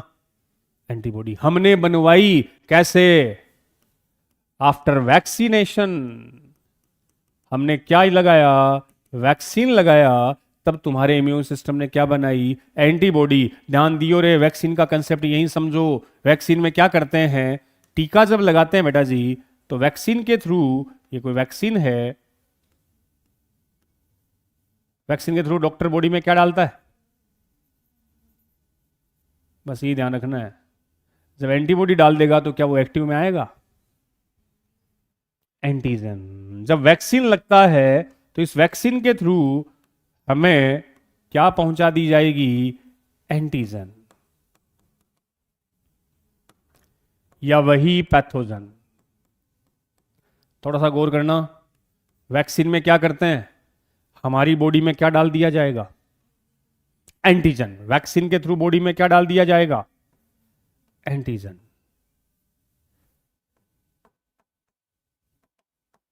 वैक्सीन के थ्रू बॉडी में क्या डाला है? एंटीजन। अरे मान लो एक वैक्सीन का नाम ही लिखा के समझा दूं मैं, डीपीटी का टीका है, नाम सुनोगे? डीपीटी वैक्सीन बचपन में लगा हुआ है अपन सबके, कुछ के तो सिंबल भी होगा यहाँ, गर्म करके लगाते थे। आजकल तो तुम्हारे तो क्या, हमारे टाइम की बात है, अब तुम्हारे तो पेंटावेलेंट के नए नए आगे थे। डीपीटी वैक्सीन में क्या करते हैं? डीपीटी का पूरा नाम याद रखना, डी माने डिफ्थीरिया, फिर आएगा आगे बताऊंगा नहीं मैं, पी फॉर परट्यूसिस और टी फॉर टिटेनस। ऐसा वैक्सीन जो कितनी डिजीज के अगेंस्ट लग रहा है? 3 disease, D for diphtheria, P for pertussis, T for tetanus. गुरुजी हमने तो टिटनस ही सुना है, अरे परट्यूसिस होता है काली खांसी, कुत्ता खांसी, ऐसी खांसी जिसमें खांसता ही रहे, हुपिंग कफ, हुपिंग कफ बोलते हैं। डिफ्थीरिया गले का डिसऑर्डर है, तीनों ही बैक्टीरिया से होते हैं। अब मान लो इन 3 डिजीज के अगेंस्ट क्या लगाया गया? वैक्सीन। सुनो, तो उस वैक्सीन में, अरे छोड़ो, तुम कोरोना वैक्सीन तो सुना ना तुमने, लगाया भी होगा। कोवैक्सीन या कोविशील्ड 2 आए थे, कहां लगे थे? अच्छा रहा, मुझे लगा बोलोगे सर हॉस्पिटल में। कहां लगे थे? अच्छा, बोल दिया गया। हाँ, हाथ पे, हाथ पे लगा था, हाथ पे लगा था। ये हाथ वाले वैक्सीन होते हैं आईएम, इंट्रामस्कुलर, मस्कुल वाले। एक होते हैं आईवी जो वेन में लगते हैं ना, डॉक्टर बनने के बाद सीखोगे तुम। इंट्रामस्कुलर यहां लगा। अब आपको पता बच्चों, कोरोना वैक्सीन में था क्या? वायरस खुद था। कौन सा वायरस? Corona virus. पूरा नाम तो ढूंढना तुम। कोरोना वायरस खुद था, जो इंजेक्शन के थ्रू हमारी बॉडी में घुसाया था। ओ गुरुजी, वायरस घुसा दिया। और वायरस चला गया तो हम तो वायरस से बचने के लिए लगा रहे थे, डॉक्टर साहब ने पकड़ के बातों में बोला कि हमारी वायरस ठोक दिया। एक्चुअल में जो वायरस लगाया गया ना, या तो वो मरा हुआ होता है, किल्ड, या वो इतना इनएक्टिव वीक होता है कि उसमें डिजीज कोजिंग कैपेसिटी। ऐसा कौन सा बैक्टीरिया है सर जो वीक हो जाए? याद करो मोलिकुलर बेसिस ऑफ इनहेरिटेंस में ग्रिफिथ भाई साहब का एक्सपेरिमेंट, ट्रांसफॉर्मेशन। स्ट्रेप्टोकोकस न्यूमोनी के 2 स्ट्रेन लिए थे उसने, आर और क्या, आर और एस दोनों जिंदा नहीं थे? दोनों ही जिंदा थे, लेकिन डिजीज किससे हो रही थी? एस से। आर से डिजीज, तो क्या आर मरा हुआ था? नहीं सर, जिंदा था, लेकिन डिजीज कोजिंग कैपेसिटी नहीं थी। तो ठीक वही चीज है, जब कोई वैक्सीन लगाते हैं तो उस पैथोजन को या तो मरा हुआ यूज करेंगे, या तो इनएक्टिव, इतना कमजोर होगा कि बॉडी में जाके डिजीज पैदा ना कर पाए। तो भैया वैक्सीन के थ्रू, वैक्सीन के थ्रू क्या पहुंचा दिए? एंटीजन। वो बैक्टीरिया ही बॉडी में घुसा दिया। तो बैक्टीरिया ने बॉडी में किसका काम किया? एंटीजन का। क्या उससे डिजीज हुई? नहीं सर, वो तो मरा हुआ था। तो फिर हुआ क्या? उसने आपके इम्यून सिस्टम को अलर्ट कर दिया, और इम्यून सिस्टम ने क्या बना डाली? एंटीबॉडी। अब अगर वही एंटीजन कभी जिंदा भी आएगा, तो बॉडी ने पहले से ही क्या बना रखी है? एंटीबॉडी, तो उसको खत्म कर देगी। तो कहने का मतलब, वैक्सीन आर्टिफिशियल एक्टिव। समझना इस कंसेप्ट को। सर एक्टिव कैसे हुआ? कौन बना रहा है एंटीबॉडी? हमारा शरीर खुद। सर आर्टिफिशियल क्यों हुआ? क्योंकि हमने बनवाई है, क्या लगा के? वैक्सीन। और वैक्सीन से क्या दिया गया है? एंटीजन। वो बैक्टीरिया वायरस खुद, लेकिन या तो मरा हुआ, या तो इतना वीक कि डिजीज नहीं कर पाए। और वो बॉडी में जाने के बाद इम्यून सिस्टम को एक्टिव करेगा, और उसके अगेंस्ट क्या बन जाएगी? एंटीबॉडी। कोरोना वैक्सीन भी यही है। अब आ रहा हूं मैं पैसिव पे बच्चों। पैसिव में वर्ड ही सुन लो, पैसिव की बात कर रहे हैं। क्या हम खुद बना रहे हैं? नहीं सर। नेचुरल में फ्रॉम मां to foetus, from mother to infant, मां टू फीटस। फीटस कब बोलते हो? मां के अंदर है तब, कि मां के बाहर है तब? जब मां के अंदर है तो फीटस सर। बर्थ के जस्ट बाद हम क्या बन गए? इन्फेंट। तो मां के दूध से क्या मिली? आईजीए। और बर्थ के पहले मां के प्लासेंटा से क्या मिली? आईजीजी। ये आईजीजी ए, ये सब एंटीबॉडी है। क्या हमने खुद बनाई? नहीं सर। कहां से मिली? खुद नहीं बनाई तो पैसिव। और मां से मिली इसलिए नेचुरल। फीटस और इन्फेंट से समझ जाना, फीटस का मतलब बिफोर बर्थ, और इन्फेंट आफ्टर बर्थ। आईजी क्या है? एंटीबॉडी है। और आर्टिफिशियल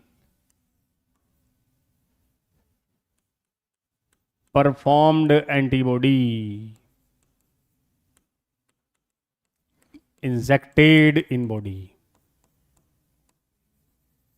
लो, सीधे ही एंटीबॉडी का क्या लगा दिया गया? इंजेक्शन। और इसका एग्जाम्पल है वो एंटीवेनम। इसका एग्जाम्पल है बेटा जी एंटीवेनम। वेनम क्या होता है? सांप का जहर।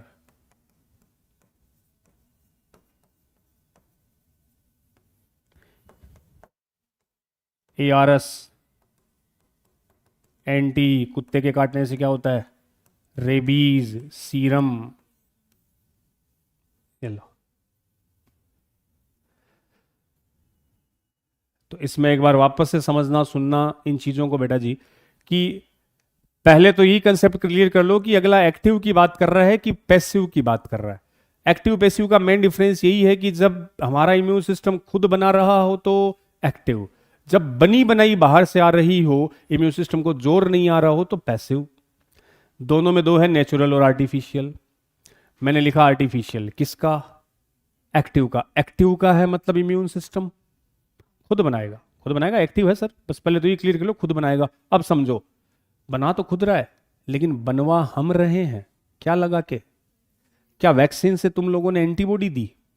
अगर एंटीबॉडी दे देते तो सर एक्टिव कैसे होता? वैक्सीन से तो हमने क्या पहुंचाया? एंटीजन।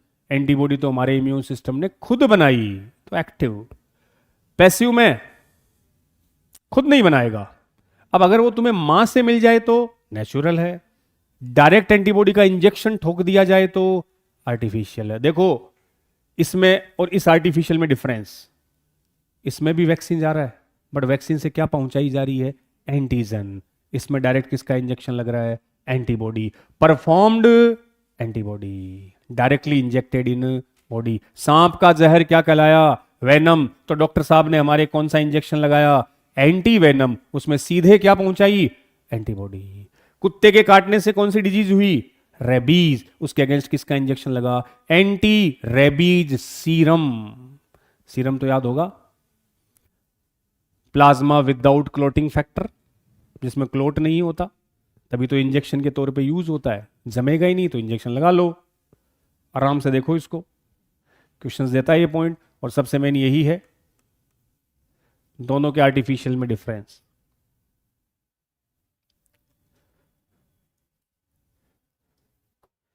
एक एटीएस भी आता है इसमें, एंटी टिटेनस सीरम। हल्का सा रिस्क ले रहा हूं, एंटी टिटेनस सीरम। रिस्क किस बात की सर? डीपीटी की फुल फॉर्म में टी का मतलब क्या था? टिटनस। एटीएस भी क्या है? Anti tetanus serum. सर दोनों टिटनस के लिए है? हाँ। कौन कब लगेगा?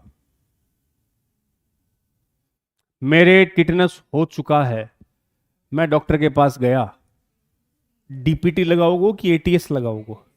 एटीएस। क्यों?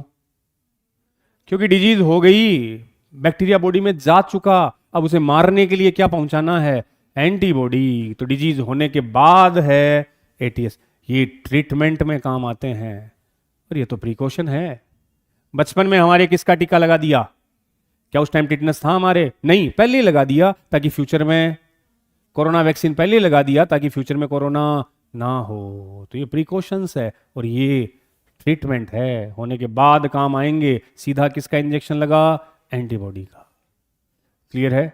पूरा पॉइंट है, एक्टिव एंड पैसिव इम्यूनिटी नाम से हेडिंग है, वो देखना पूरी। अब उसके बाद एक एंटीबॉडी की स्ट्रक्चर दी हुई है, एक वाई शेप्ड डायग्राम है, वो मैं बता दूं, फिर पढ़ियो एनसीईआरटी। आज ये कर दूंगा, कल थोड़ा सा बचेगा, डिजीज चालू कर दूंगा, कर देंगे थर्सडे को, खत्म। फिर चैप्टर बचेगा इवोल्यूशन और बायोटेक। इनमें से कोई एक चैप्टर है, वो तुम्हें खुद को पढ़ना है, बता देना कौन सा पढ़ो। माइक बंद करके, माइक ऑन करके, सब मैं कराऊंगा, टेंशन मत लो, सारी मेरी जिम्मेदारी है। माइक बंद करके, पूरी रेस्पॉन्सिबिलिटी मेरी है पूरी बायो की जिम्मेदारी मेरी है, टेंशन ही मत लो, मैं हूं ना तुम पढ़ लियो, यही इवोल्यूशन पढ़ना है, क्या हो तो देख लियो। तो डीपीटी डिप्थीरिया पर्ट्यूसिस और टिटनस के अगेंस्ट काम आता है। अब बेटा जी एक एंटीबॉडी की स्ट्रक्चर है, बस फिर 3 ही चैप्टर बचेंगे, हो गया सिलेबस तो। वाह, खत्म ही होने वाला है तुम्हारा। तो बायो होगी सबसे पहले। हाँ ठीक है यार। एंटीबॉडी और आईजी, आईजी का पूरा नाम इम्यूनोग्लोब्यूलिन, इम्यूनोग्लोब्यूलिन। हो जाओ सिलेबस, पढ़ते तो तुम हो नहीं।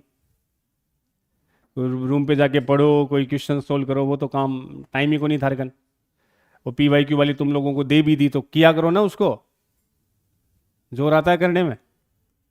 अगली सीरीज चालू करूंगा 6 मार्च से होगी, 6 मार्च से चालू करेंगे, तब तक तुम्हारा सिलेबस हो जाएगा। नई टेस्ट सीरीज स्टार्ट करेंगे 6 मार्च से। ये 28 से 29 फरवरी को ख़त्म होगी RTS। उसके बाद जो वेडनेसडे या थर्सडे से नई सीरीज चालू कर देंगे। उसमें थोड़ा सा ऐसा पैटर्न बना रहेंगे, एक दिन तुम्हारा फिजिक्स बॉटनी का पेपर होगा, एक दिन केमिस्ट्री जूलॉजी, फिर एक दिन पूरा PCB होगा। ऐसे करके टॉपिक रिवाइज करवाएंगे अपन। बना रहे हैं, बन जाएगा अभी 1-2 दिन में, ठाला हूँ मैं, यही काम है मेरा, ताकि तुम पे लोड भी ना हो और प्रॉपर वे में टॉपिक सारे रिवाइज भी हो जाए। जिसने पेपर नहीं दिया वो पेपर लेके जाना। RTS का अच्छा पेपर था, रिप्रोडक्टिव सिस्टम में सारे थे, एनसीईआरटी थी पूरी, डायग्रामेटिक के सारे मैंने क्वेश्चन डाले थे, ER टाइप के भी आए थे, स्टेटमेंट भी आए थे। तो करना, तुम किया करो। एनसीईआरटी का मतलब पूरी एनसीईआरटी होती है ना। और जाइगोटिक ट्विंस में देने के बाद मेरे याद आया कि उन बच्चों से डिस्कस करना भूल गया था मैं लास्ट में, वो एक पॉइंट रह गया था, लेकिन ठीक है, ओवम के नंबर के बेस पे था, वो कर लोगे तुम। उसी में एक क्वेश्चन पूछा है पीछे कि अगर एक कुतिया ने 6 कुरकुरियों को जन्म दिया, कुरकुरिया, डू यू नो अबाउट गुचरिया? पपीज, 6 पपीज आए तो उसमें कितने एग या ओवम प्रोड्यूस किए होंगे? 6। 6। एक एग से कितने पप्पी बनेंगे? 1, तो 6 से 6, तो 6 है। वो सेकंड लास्ट या लास्ट क्वेश्चन है, दोनों अच्छे क्वेश्चन है उस चैप्टर के लास्ट वाले। ह्यूमन रिप्रोडक्टिव सिस्टम के पीछे है ये क्वेश्चन, तो करया करो भाई। इम्यूनोग्लोबुलिन बेटा जी देखो, एंटीबॉडी का ही दूसरा नाम है IG।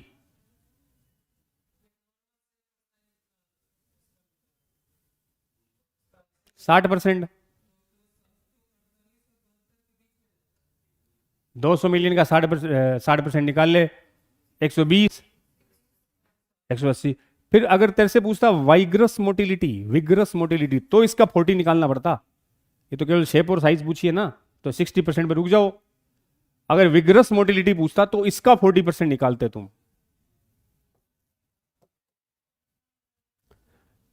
IG इम्यूनोग्लोबुलिन एंटीबॉडी का दूसरा नाम है।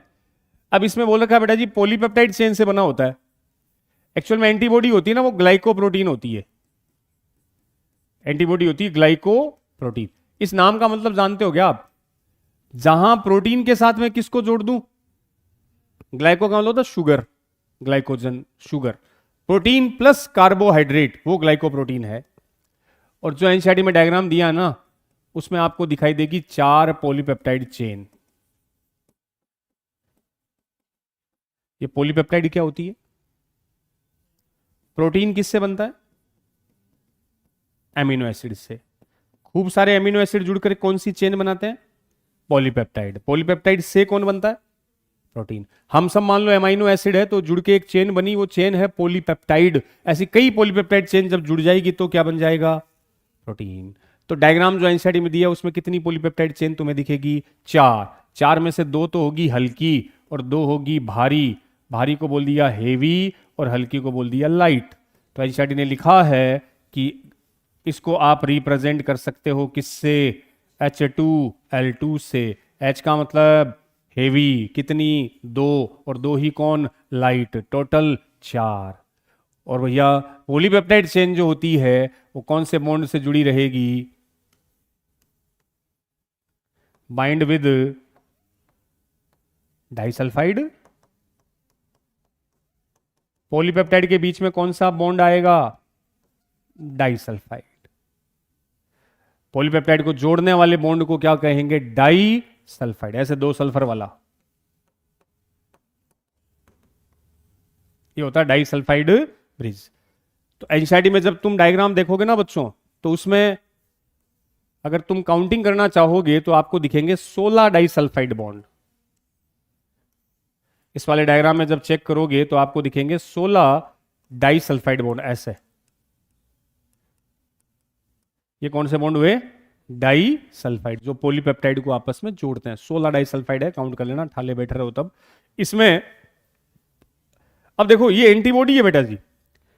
अब ये जो बड़ी वाली चेन दिख रही है ना, ये येलो कलर वाली, ये तो हेवी चेन है। और ये छोटी वाली है वो तो दो लाइट है, दो ही हैवी, तो ये तो हैवी लाइट चेन हो गई। ये जो दिख रही है ये हैवी चेन हो गई। तो दो चेन तो कैसी है, लाइट, और दो ही कैसी है, हेवी, जो आपस में किससे जुड़ी हुई है, डाइसल्फाइड लिंकेज से। अब सुनो, एक साइड में यहां लिखा है एनसीईआरटी ने एन, इधर लिखा हुआ है सी। ये क्या होता है, एन और सी क्या है? NH2 और COOH, क्योंकि प्रोटीन किसका बना है रे बच्चों, अमाइनो एसिड, बायोमोलिक्यूल, 11th वाला चैप्टर।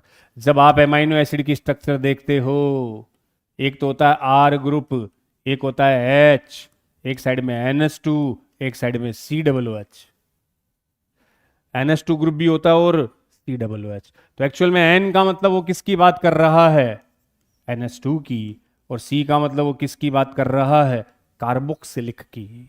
C, यहां C टर्मिनल इंडिकेट करता है COOH को, N टर्मिनल बात करता है एमिनो ग्रुप को। अरे एमिनो एसिड क्यों कहा, इनको एमिनो एसिड क्यों बोलते हैं?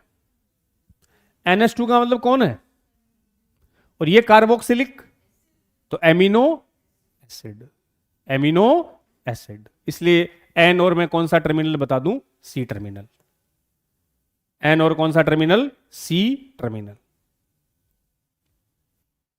अब भैया एंटीबॉडी है, ये किससे जुड़ेगा, एंटीजन से। तो इसका जो आगे वाला पार्ट होता है, आगे वाला ये,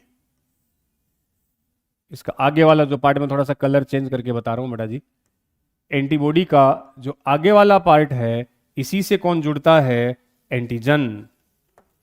इसलिए इसको एनसीईआरटी ने क्या नाम दे दिया, एंटीजन बाइंडिंग साइट, या इसको एक और नाम भी दे सकते हैं, पैराटोप।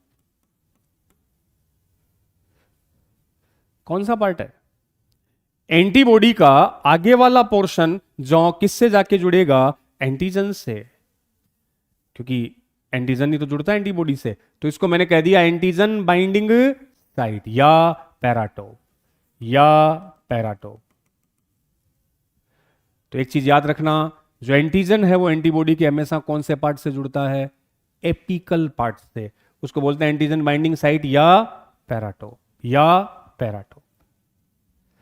ठीक है, ये वाई शेप्ड स्ट्रक्चर आ गई जो ग्लाइकोप्रोटीन का बना है, ये देख लो।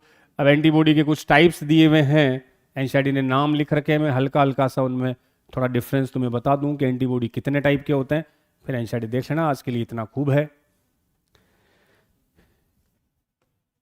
एंटीबॉडी या आईजी, एक तो होता है आईजीजी बच्चों, एक इंपॉर्टेंट है IgA, एक नाम आता है IgM, एक होती है IgD, एक होती है IgE। नाम सुने हुए हैं तुम्हारे, एनसीईआरटी में IgD नहीं लिखा हुआ, बाकी सब लिखे हुए हैं। ये जो है IgG, इसका कोई स्पेशल पॉइंट, IgG जो होती है ना, ये साइज में सबसे स्मॉलेस्ट होती है। स्मॉलेस्ट है तो इजीली प्लासेंटा को क्या कर सकती है, क्रॉस। देखो जब बच्चों मां के पेट में होते हैं ना, मान लो अपने में कोई डिजीज हो रही है मां के पेट में, तो हमें बचाने का काम किसका है, मां का।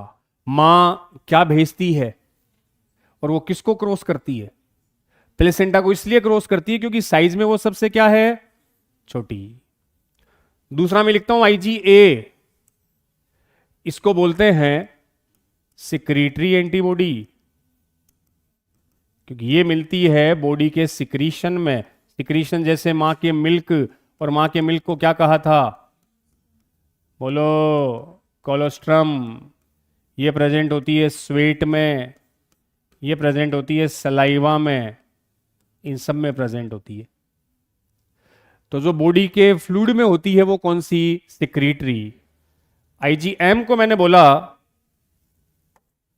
IgM को मैं बोलूंगा ये सबसे लार्जेस्ट एंटीबॉडी है। IgD को छोड़ो। IgE कब बनती है, ड्यूरिंग एलर्जी।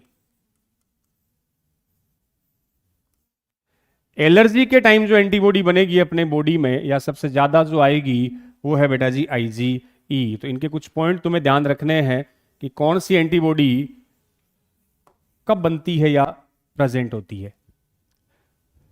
IgD को छोड़ भी सकते हो, कुछ जरूरी नहीं।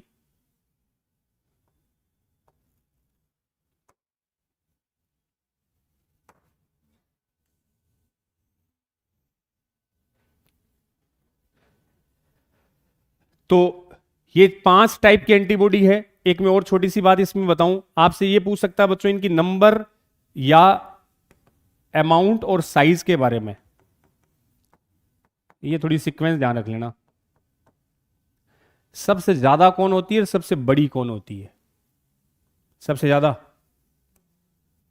है IgG, फिर है A, फिर है M, फिर है D और सबसे छोटी है E। अगर मैं बात करूं साइज की, सबसे बड़ी IgM, E, D, A, G।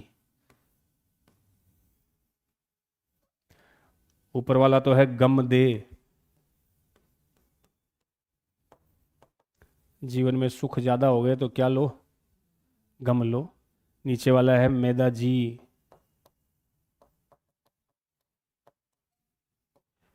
जैसे भी याद रख पाओ।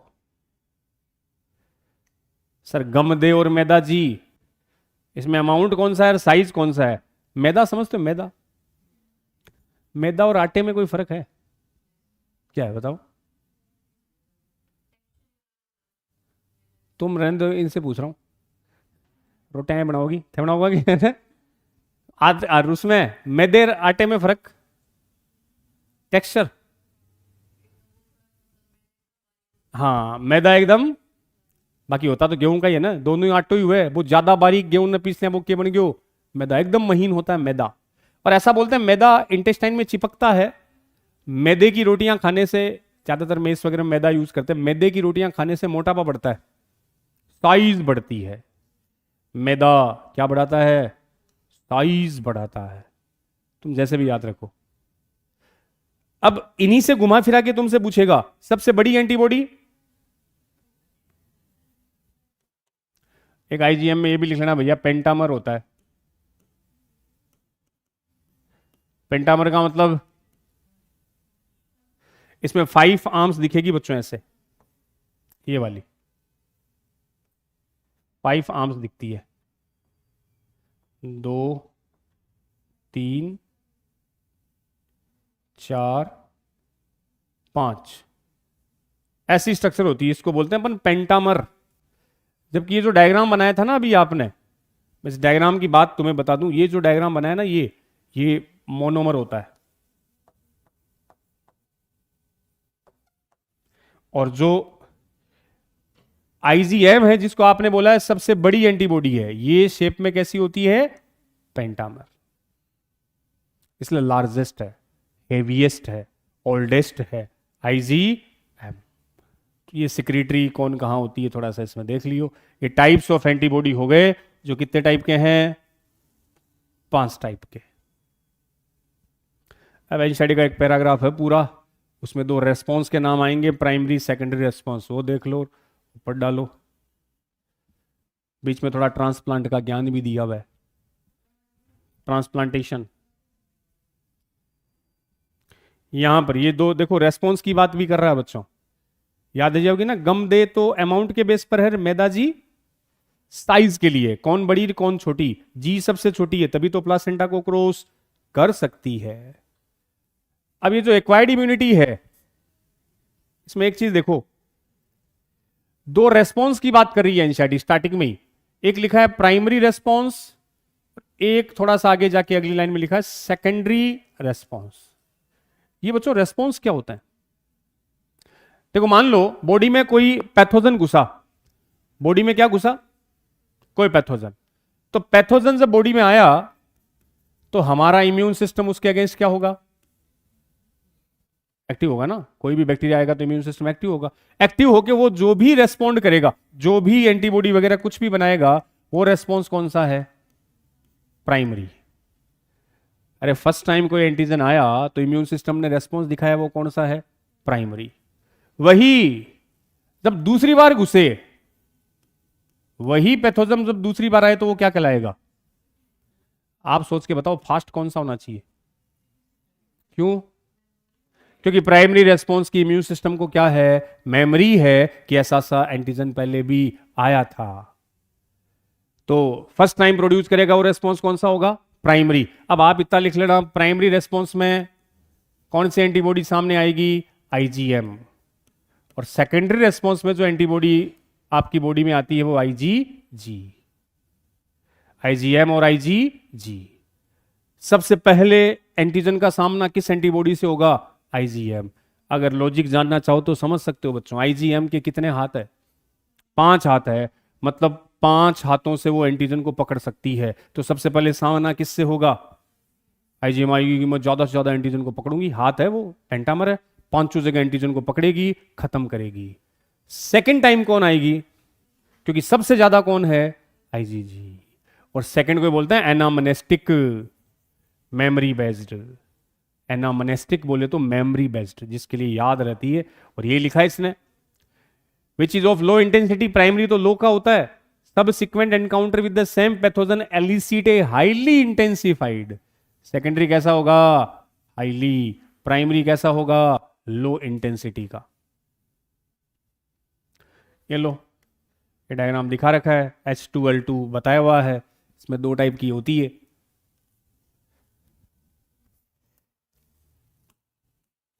आगे थोड़ा सा लिम्फोसाइट का ज्ञान दिया इसने।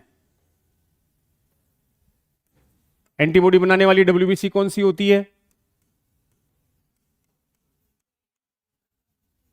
अरे एंटीबॉडी कौन बनावे? लिम्फोसाइट। और लिम्फोसाइट कितने टाइप की होती है?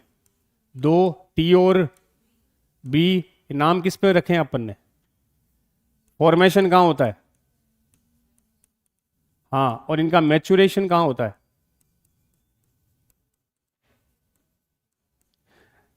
अरे ब्लड कहां बनता है? Bone marrow. चाहे टी हो या बी हो, दोनों कहां बनेगी? बोन मैरो में। बट मैच्योरेशन, टी का मैच्योरेशन तो कौन सी ग्लैंड में होता है? थाइमस ग्लैंड में। और बी वहीं पर मैच्योर होती है, बोन मैरो में। तो भैया थाइमस में ट्रेनिंग मिलती है इसलिए टी नाम दे दिया, और बोन मैरो में ट्रेंड होती है इसलिए बी नाम दे दिया। ऐसे होता है बच्चों। ये रहा आपका बोन मैरो, हड्डी में भरा होता है ना बोन मैरो। तो बोन मैरो में एक ब्लड की सेल्स बन गई, देखो बोर्ड पे, ये लिम्फोसाइट कहां बन गई? बोन मैरो में। अरे एक बापूजी के 2-3 बेटा, किसी को तो गांव में रह के पढ़ा लिया स्कूल में, और किसी को पढ़ाने के लिए, ट्रेनिंग देने के लिए सिक्कर भेज दिया। थे कि बापूजी के बेटे सब बोन मैरो के प्रोडक्ट थे। कुछ सेल को तो इसने भेज दिया कि जाओ तुम कहां ट्रेनिंग लेकर आओ? थाइमस ग्लैंड में। और कुछ वहीं रह लो। जो थाइमस में ट्रेनिंग लेकर आए वो तो थाइमस से क्या नाम पड़ गया उनका? टी। और जो वहीं रह गए वो क्या कहलाए? बी। बनता बोन मैरो में है, आप गड़बड़ मत करना। आपसे पूछेगा निर्माण कहां होता है? फॉर्मेशन तो सबका ही बोन मैरो में होता है सर। ट्रेनिंग ये कहां से लेकर आएगा? टी से। मैंने याद करो, थाइमस ग्लैंड में तुम्हें एक नाम लिखाया भी था, training school of T lymphocyte. T को ट्रेंड करती है और बी वहीं बोन मैरो में वहीं ट्रेंड होती है। इम्यूनिटी बच्चों, टी सेल कौन सी इम्यूनिटी का मीडियम है? CMI, ये AMI या HMI। ये क्या होता है रे बेटा जी? CMI का पूरा नाम सेल मीडिएटेड इम्यूनिटी, AMI का पूरा नाम एंटीबॉडी मीडिएटेड इम्यूनिटी, और H का पूरा नाम ह्यूमोरल मीडिएटेड इम्यूनिटी। क्या है आज का last point? A4 antibody, H4 humoral. देखो इस बेसिक चीज को समझना।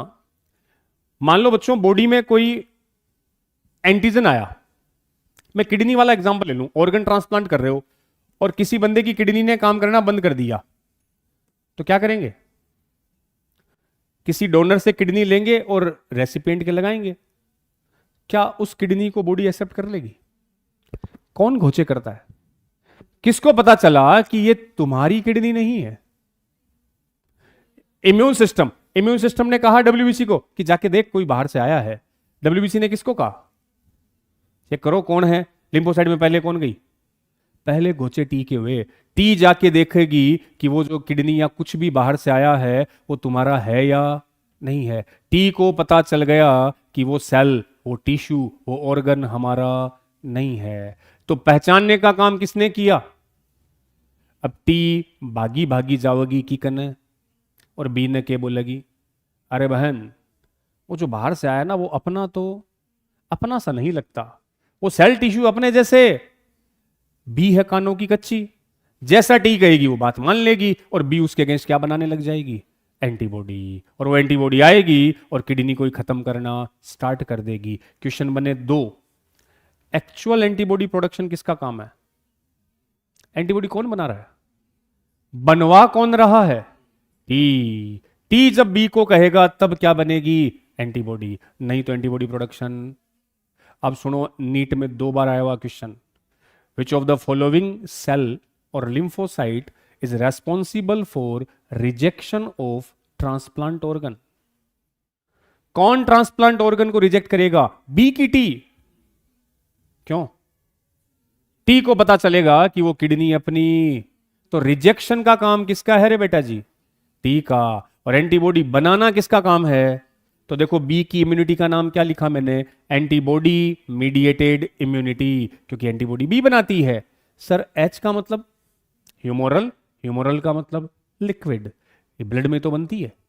एंटीजन एंटीबॉडी ब्लड में तो है, ब्लड लिक्विड है, तो नाम दे दिया ह्यूमोरल मीडिएटेड इम्यूनिटी। बाहर से आने वाली सेल का पहचान कौन करेगी? टी, कि वो सेल तुम्हारी है कि बाहर की है, तो cell mediated immunity. T is medium है सेल मीडिएटेड का, और एंटीबॉडी बनाती बी है, तो उसको एएमआई नाम देंगे। Important questions. वैसे तो वो लाइन है, और तुम याद भी रख लेना कि ट्रांसप्लांट ऑर्गन को रिजेक्ट करने के लिए कौन रेस्पॉन्सिबल है? टी की बी, सीएमआई की एएमआई? सीएमआई। टी सेल किसका मीडियम है? सीएमआई का। तो यही है पूरा पैराग्राफ। ये देता है कि आपकी बॉडी में 2 टाइप की आर्मी है, टी और B. The B lymphocyte produce an army of protein, जो उसे फ्लाइट करेगा वही फाइट करेगा, वही तो एंटीबॉडी है।